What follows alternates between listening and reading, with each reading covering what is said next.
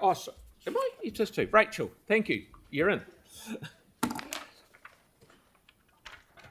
I'd like to welcome Rachel from the Aranui Community Trust to say a few words. The Trust does some really awesome work. I know it does awesome work in Aranui community, running a variety of programs and providing local access to important services. Over to you, Rachel. Oh. Okay, right. And sorry for holding you up. Oh, that's fine. Kia ora koutou, my name's Rachel Whanatia and I'm from the Aranui Community Trust in Aranui. Thank you for the opportunity today to be able to present our award to the Christchurch City Council in an acknowledgement of all the partnership and collaboration that we have done with you over the last 25 years. So with me today I have my team. I've got Chrissy, Alex, Trent and Sarah. And there's just a couple of things I want to do. I want to acknowledge you as a group. I want to acknowledge your support and investment into the Aranui community over the last 23 years. We have worked on massive projects out there, just to name a few: upgrades to Wainoni Park, the new community centre, the Aranui new library, support with events, the Ripini Mā, which is on the corner of Wainoni and Hampshire Street. We worked together through, there was terrible events that happened down there and 2 people lost their lives to acts of violence, and we received total support from Bob Parker and the council at that time to be able to work with council in that space and how that was going to look in the future for our community. And it's a fantastic place that we go to every year in terms of reflecting the White Ribbon campaign throughout New Zealand. We live and breathe that every day, so that's been a fantastic add to our community. We've also worked over the years on speed reduction projects, and we're still working on those and continuing those into the future for Aranui. And we've also worked together, and you've supported preparedness around emergency plans for not only our community, but you've also supported our community to be able to support other communities, namely 32 of those throughout Christchurch over to the west, around us being able to help them coordinate their preparedness plan in terms of emergency. Your collaboration and support and encouragement of us has been outstanding over the years, and without you guys we wouldn't have been able to do what we've done in terms of memorandum of understanding, working with Housing New Zealand, now Kāinga Ora, and lots of other organisations that have invested into the community. I would like to acknowledge and say to you that I'm here presenting this award on behalf of our board, and also the late Rob Davison, which lots of you know, that was my boss for 20 years, our first patron, Leanne Dalzell, and our board now led by Mark Scowen, who was the principal of Avondale Primary for 24 years. My staff are outstanding, and we love working with and for the community of Aranui to enhance it as a good place to live. And I just want to finally say that in terms of the leadership of the council, we have received not only personal support, but absolutely overall support under the leadership of Gary Moore, Bob Parker, Leanne Dalzell, and now Phil Major, who's our mate. And I've brought your t-shirt today, Phil. I know that you're a busy man now, and I just ring your phone, I expect you to pick it up, and of course you don't, because you're a busy man. And I bought a couple of posters to promote one of our events that we've got on here, Affirm.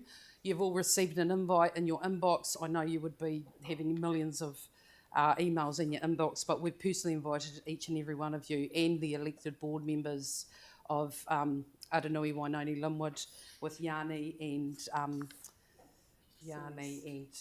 Kelly and all the elected members that support us, to come and be a part of the official opening, and you've contributed to that event as well. So on behalf of Aranui, we'd love to present you with this award. Come up, Rachel. Yeah.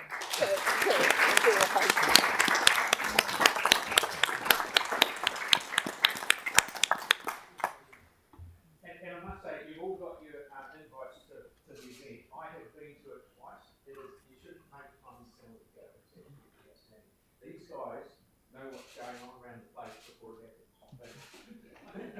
Chris,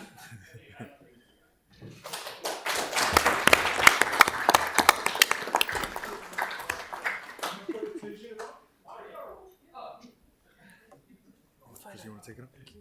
Get a photo, Auntie. You've got the fancy photo.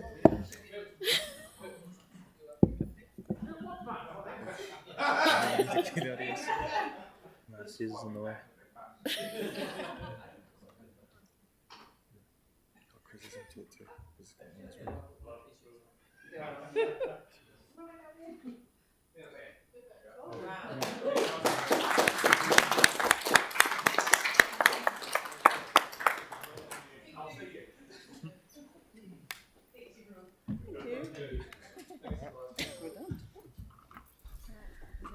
Right, that's us. Thank you very much for coming in.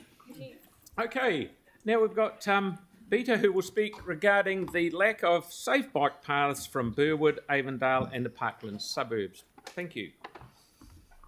I'm sorry, Mr. Phil, I have no present for you. I'm so sorry. That'll go down on my The report. big fun part, no team, no supporters. Anyhow, 5 minutes, it's very short time. Let's ready, steady, go. So I would like to advocate for cycleways. And when that project appeared a few years ago, I was thinking, yes, there's a chance for Christchurch to have a safety way to commute to work. And as the title said, I'm advocating for cycleway for Burwood and Parkers. Why is over there? Because if you look at another side, there's if you just go from 12 to 3, you can see completely lack of cycleway. I don't want to explain what is cycleway because I think people would know. But these purple lanes, they present cycleways, and you can see there's a lack of northeast, not whatsoever. And I thought, okay, which button? Sorry. The little red one. Back Okay, a bit. thank Back a you. bit. So there will be a slight movement. No. It'll light it up like this. Oh, yes. Okay, thank you. Oh, you stopped time. Thank you very much. I will just do rehearsal. Hold on. No, I can't. Okay, never mind. You will know. This I just stuff up already. I will go to the next slide. And I thought, okay, when I moved from Papanui, which you can see that nice lane over there, which is parallel to Papanui Road. And when I moved to Burwood, I thought, okay, there's no cycleways because we've got that beautiful cycle lanes, Marshlands and Hills Road. And I thought, well, this is what we need. However, when I tried to go through that one, let's have a look how we look alike. So cycle lane by cycleways. So this is cycleway what's presented now with that yellow lane. It's just basically painted line with white paint, which is supposed to give us some access to bike, but also if you can see there's a car over there parked on the way. So not really compromising us, not them. Next slide. I want to see how much potential hazard is on these cycle lanes. So you can see the red bike, yellow bike. And imagine that is you, or imagine that would be your child, teenager going to school or maybe after school program. And they are biking. There's a car parked over there because they just can park over there. Why not? And if you can see in the back, really back, there's another white car coming through. I'm sorry, I just really would like to use this pilot, this remote control. And that potentially would be next to this bike, and the the cyclist would be between the parked car and the potential driving past another cars. Well, not really safe and ideal place to bike. Now, next scenario, let's have a look on Hills Road. Well, you can see the arrow, you can see the parked car, you can see the passing car, and would you like to be between these two cars when you go to the center? Would you like your child having there when bike to the center? Would you? I wouldn't. And by the way, I just stopped cycling there after 1 month of trying because I thought it's actually too dangerous. Next one, we just saw that photo before, but you can see that red line. So potentially there could be bike over there. There's a parked car and I am the passenger. And you can see how much gap it would be between these two cars and how much is left for the cyclist. There's none left. Now let's go to another scenario. You can see the Hills Road, that is from satellite photo. And yes, there is a cycle lane visible. However, there are cars who are parked on site. And the Hills Road is absolutely very heavy traffic road when very big vehicles, huge vehicles passing by. And I guarantee you this is not high peak. This is not 5 o'clock or 9 o'clock when you have to commute to work. It's not. This kind of looks relaxing, but if you go there, it's not that relaxed at all. Let's go to the next one. So this is Akaroa Street, which connects to Briggs Road and to that cycle lane which I mentioned before. And that red lines, they are the places when cars can just park. So if the cars parked over there and there are another passing by cars, again, there's no place for cyclists. And of course, cyclists, they cannot use sidewalk. So that is actually excluded road and it's not very safe. I'm going quickly to the end. This is Marshlands Road, another parallel line. And you can see there's an island over there. There's another car parked over there. And really not much space left, especially that is the traffic of the buses. And they just go quite frequently. So again, it's not really a safe place to bike. And this is my, I just made a purple lane over there. If you can see, it's not on the agenda even, but I thought actually this is a good place if we can have potential cycleway, and that goes through Lakewood Drive, Lake Terrace Road, and Horseshoe Lake. And this is exactly parallel to this mentioned before, which is Marshlands and Hills Road. And that would be great connection to the parkland. And this is how it looks like if we go with Horseshoe Lake. On this side, I'm just showing with my hand, avoiding left and right. This is a golf course, and this one is a red zone. And I think this is actually a very nice place to have a potential cycleway, and without much compromising of the parking place, because there's no park cars, because this is not it's not developed place, and there's no how you say urbanic place, and there are no houses there.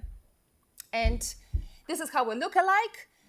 It's parallel to Marshland, and you can see the Horseshoe Lake, which is a green zone, and this is the golf course. Well, ideal place to be the cycleway. And that's all. Thank you very much. No, thank you very much. And it's always good that people come with a problem, but also come with a suggestion on maybe how to fix the problem. So thank you for your time. Thank you. Thank you. If you don't mind, if you have any questions, but no, we've run out of time and we're having a bad day. And I'm sorry to the audience. I have to go to work. So thank you. Right, now, just before we go into deputation by appointment, just need to say that I have taken item 12 off the agenda because there's not enough information in it, so just let councillors know that's happening. There's not enough information. So next we've got Sunita and John, please, who are coming up. Sorry to keep you waiting.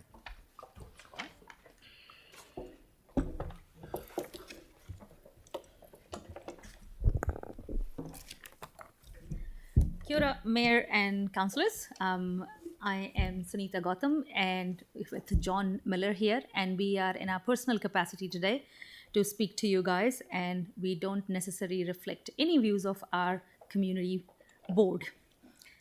I'd like to express my concern regarding the streetscape program outlined in LTP as a community representatives of Central Ward. We commend City Councils for its commitment to enhancing the urban environment through the streetscape program. This initiative aligns with the vision of creating a vibrant, sustainable, and people-centric city. Yes, this will be discussed in item 11 of today's meeting, and I, having lived quite close to this shopping community for 2 decades, I've witnessed its vibrant history. It had a butcher, a baker, a great pizza maker, and much, much more. But like a lot of places, from destruction of the 2011 earthquake, it cast an instant shadow on the area, leading to a decline in businesses and a vacuum that has given rise to a lot of antisocial behaviour, and it really has broke the community fabric there. And hundreds of people now do their shopping and errands by driving their cars to places further afield. The journey of this project has been marked by a series of carefully planned stages, each representing a significant step towards its ultimate implementation. It has involved the dedication and hard work of numerous individuals and stakeholders who have contributed their time, expertise, and resources to bring the project to its current stage. However, despite the progress made, there is a critical juncture ahead. The successful realization of this project relies heavily on the support and commitment of the City Council. Their role is pivotal to its ensuring the project moves from the planning to development phase and actually implementation. Yeah, I see the project as crucial for at least 3 reasons. One is the community has patiently awaited the project, and the engagement process has yielded a plan that excites many. Secondly, a walkable centre is vital, considering that this is the only commercial hub that exists between that wide swath of land between Latimer Square and Linwood Ave, catering to an increasing intensity of population. And thirdly, the project's already motivating community and private investments, fostering a sense of unity and prosperity. For the vulnerable community involved, the stakes are exceptionally high. This project holds the promise of positive change, improvement in living conditions, and overall well-being of the community members. If, unfortunately, the Christchurch City Council fails to fulfill its commitment and deliver the necessary support, it would be similar to dealing a severe blow to the aspiration and hopes of this vulnerable community. The current project is the result of extensive collaboration between the community, council, businesses and various stakeholders. Already the expectation of this project has propagated positive changes. I've seen people starting to gather and interact and enjoy the street again lately. This momentum, fueled by municipal, community and private energies, significantly de-risks the community return on investment. It's evident that proceeding with the planned streetscaping project is a safe and promising path to a better future. Let's keep going with this. Let's proceed as planned and pave a way for the Inner East's future. Let's finish this job and turn this block into a symphony of community resurgence where every step echoes the promise of a brighter tomorrow. In practical terms, the failure to secure council support could mean a halt or setback in the project, leaving the community in an uncertain situation. The envisioned benefits such as improved infrastructure, services, or community development might remain unrealized. This potential setback could have far-reaching consequences, possibly making the end of communities' hope for positive change and improvement to their circumstances. Therefore, the call for the City Councillors' action is not just a formality.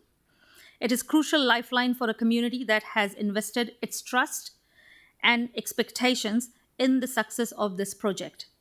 The outcome will significantly impact the trajectory of community's future, either paving the way for positive transformation or casting shadows of uncertainty and disappointment. So now ball is in your court, guys. And you are in front of your community to answer what you promised. Thank you. Thanks all. Thank you very much. So, anyone got any questions? You must have done an extremely good presentation. Thank you very much for coming Thank in. you. That's Thank good. you. Thank you. Thanks all. Okay, now we have a joint presentation from Jenny Smith and Matthew Talbot speaking also on item 11. Thank you.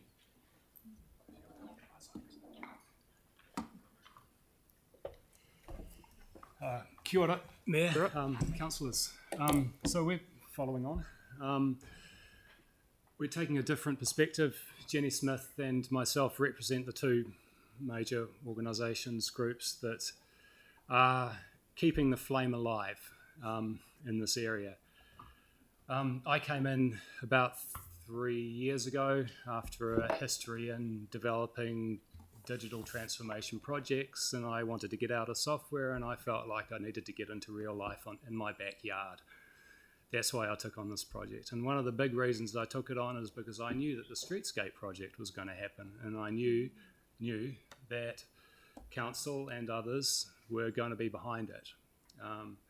That's why I took a risk. That's why I changed a tack in my life to do what I'm doing.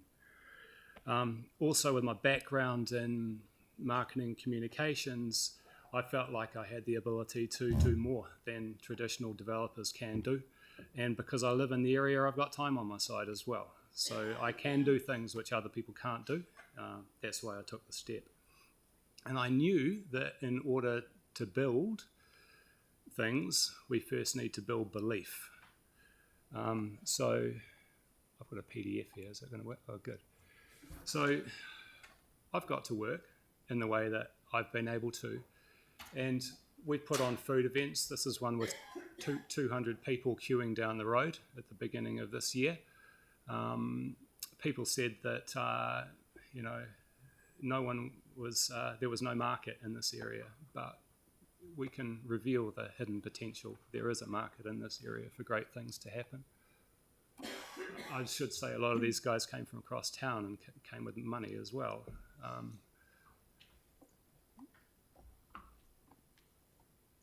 We can show how value is created as well.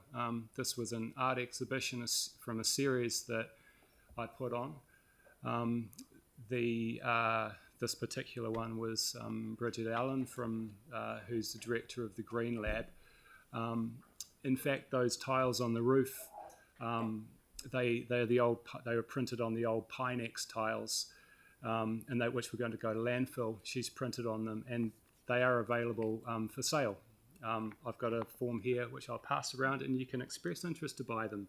She's an established artist, and they're $50 each.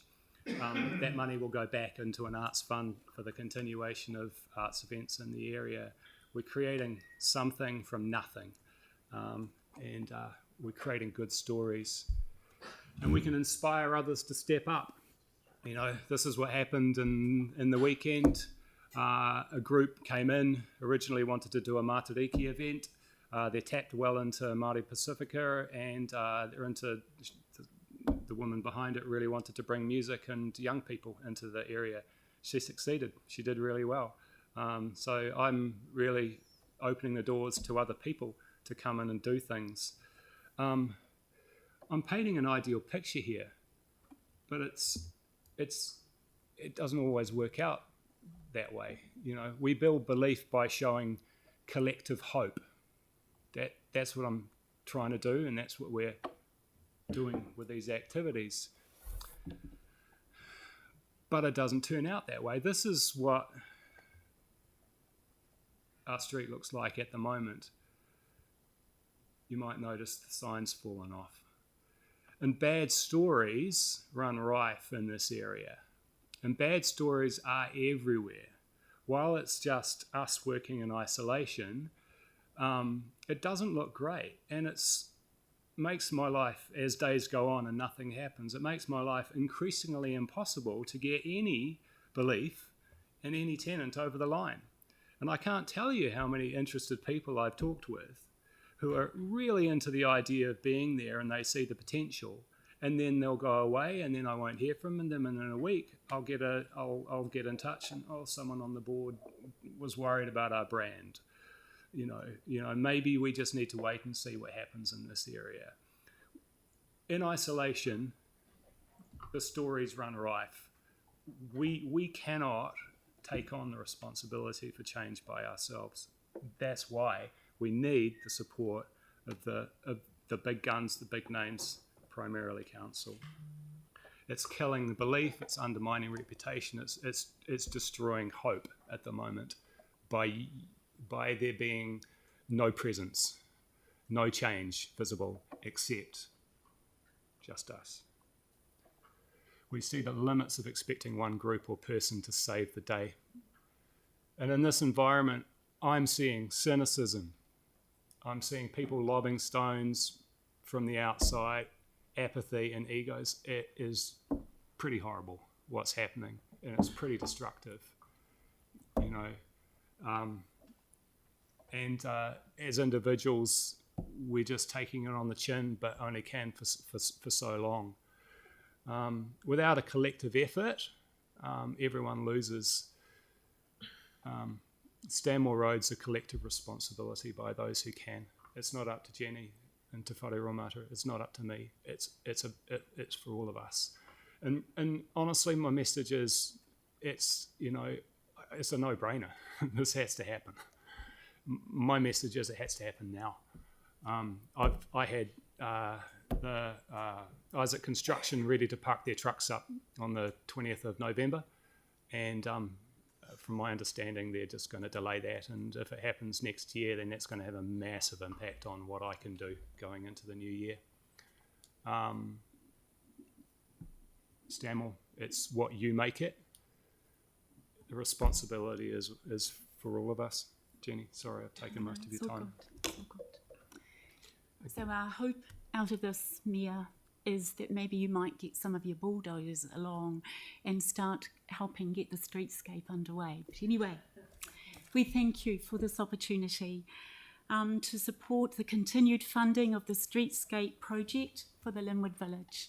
I'm Jenny Smith from Te Whare Raumata, and I'm a community development worker for the Trust, working alongside the people of the inner city east and Linwood neighbourhoods.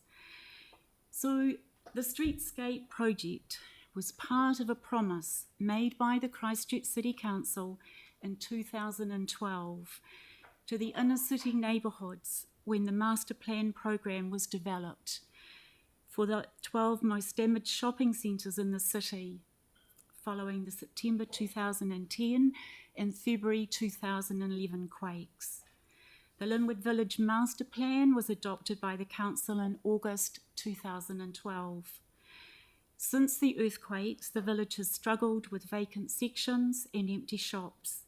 That's in part the consequence of losing just over 60% of its built environment. But it wasn't just the buildings that were lost, it was also the key services and the businesses, alongside a safe place that people used to like to go to, which all contributed to the village being a funky, quirky corner of the city. The streetscape project was an integral part of the master plan, and its aim is to provide a way of creating a welcoming, lively, safe urban village. All the things that we hope for, the other side of what Matthew has been painting. A sentiment which is often expressed by residents in a variety of community-led fora. Tidiness and pride in the neighbourhood's appearance has been a long-held, repeated concern. Likewise, the local community has expressed firm support for the council to invest in the area. Having gained approval for the streetscape project, we are aware that efforts to secure funding for this work has often been pushed out, up until a decision was made for the project to be brought forward from its former start date in 2026 to a new starting date in the 2022-23 year. We understand that since getting council approval for work to begin, additional funds have been secured from the government's Climate Emergency Response Fund, and these are extras. We stress this fund is in addition to money earmarked by council for this project. We also stress that this project would have gone ahead sooner if this extra government funding hadn't been received. We strongly believe that the investment made in the village's streetscape will not only benefit the businesses, but also the community, and will be a catalyst for future development at the village and in and around the surrounding neighbourhood. For some of you may know that the inner city east has a number of complex, deep-seated issues that it confronts. This project can't solve those, but it certainly can go a long way towards improving a more welcoming environment and an improved identity for the village. For these reasons, we believe that this project has considerable merit and we look forward to a positive response. Thank you. Look at that. Absolutely spot on timing down to the second. Well done, and thank you for your presentation. Thank you. Thank you. Okay, so next we've got Graham, who's... Thank you. Yep. We've got Graham who's speaking regarding item 16, Climate Change Portfolio Report. Welcome, Graham.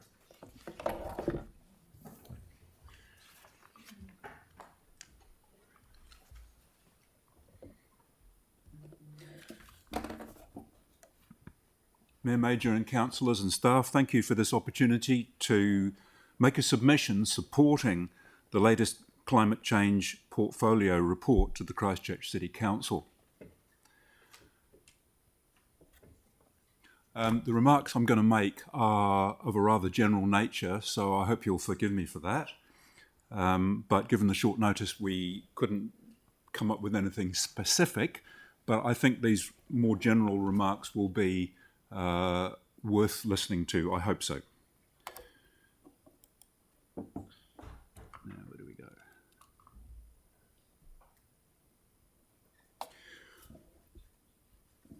We fully support this Climate Change Portfolio Report, and we respectfully urge all councillors to take it seriously.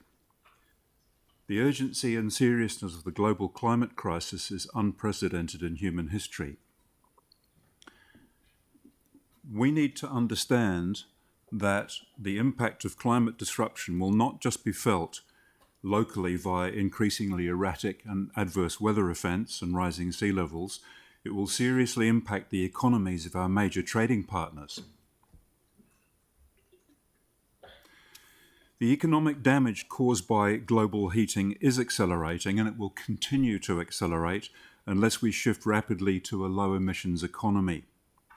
This will place, or the failure to do so will place increasing and ultimately ruinous financial pressure on local, regional and national governments. It's been said sometimes that Aotearoa is such a small country that nothing we do really matters. We strongly refute that argument. Kiwis have always prided themselves on showing leadership. Multiple analyses show that a rapid transition to a low-carbon economy is not merely the right thing to do for our kids' sake. Even from a purely economic viewpoint, it just makes more sense.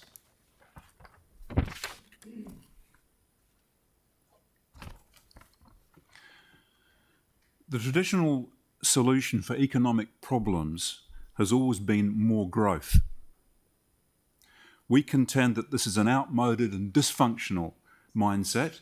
It's a self-serving fantasy, and as such is a betrayal of our future.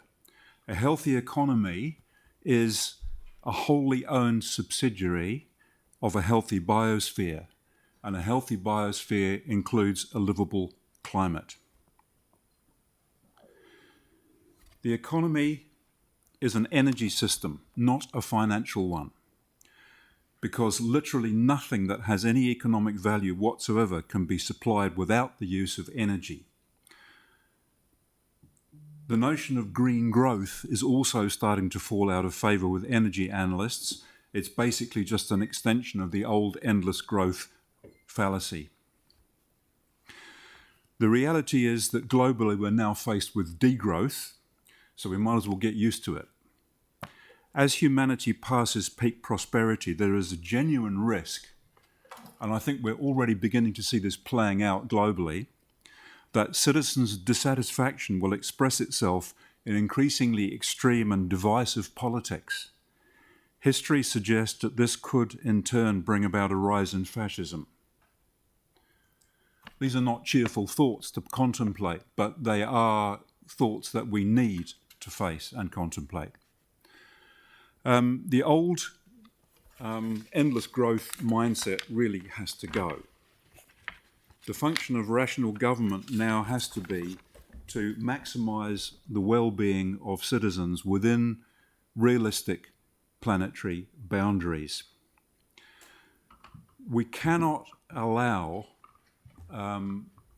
climate disruption to bring about societal breakdown. We recognise that any solution to this crisis must involve partnerships between citizens, businesses and the various arms of government.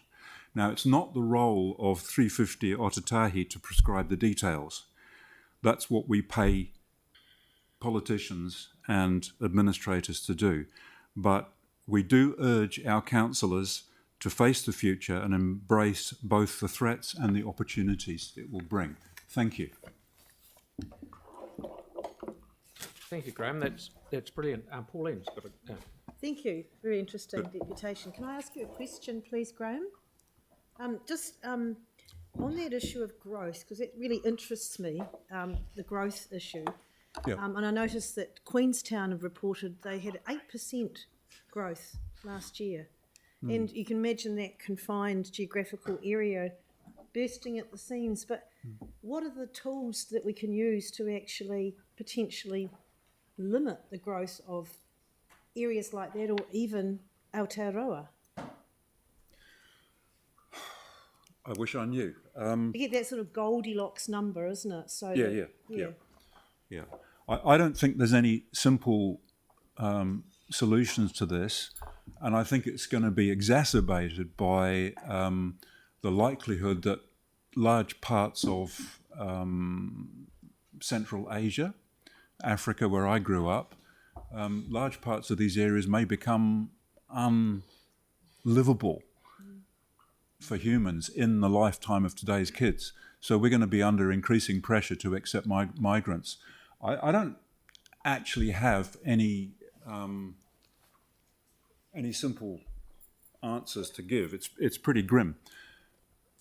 All I can suggest is that we don't regard growth as a good thing, that we accept it where we have to as a necessary evil, and we also accept that as part of the move towards degrowth, we should understand that there's an equity issue here, that those of us who are not well off deserve a fair crack of the whip, whereas those who own multiple rental properties and big yachts and goodness knows what fly across the world for their holidays every year, are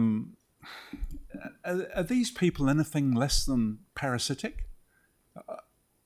I think there's a huge issue here of social equity that is tied in with of creating a viable future, and that is tied in, and I must admit to being deeply confused here. It's tied in with the idea that if we have to accept population growth, we shouldn't accept it as a good. We should just accept it as a necessity, a reality. But we shouldn't think, wow, this is great. Let's have more people. Let's build cities across more urban, more arable farmland.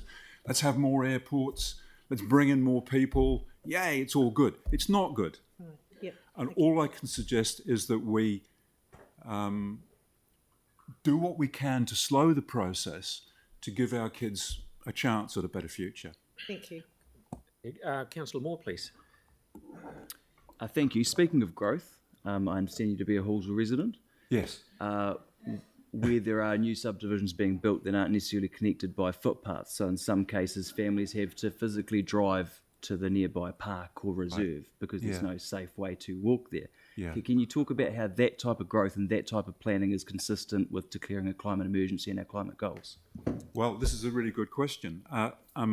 Living in Hallsville as I do, I'd actually first like to commend the council for the fantastic network of wetlands, walking tracks and cycle tracks that have been implemented throughout the new subdivisions.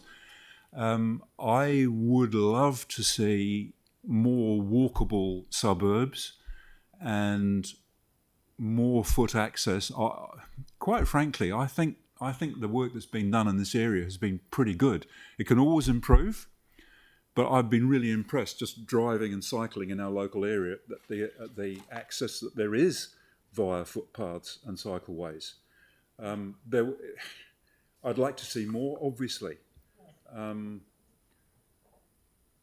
Another issue that comes to mind is why we're building so many of these new subdivisions with black roofs,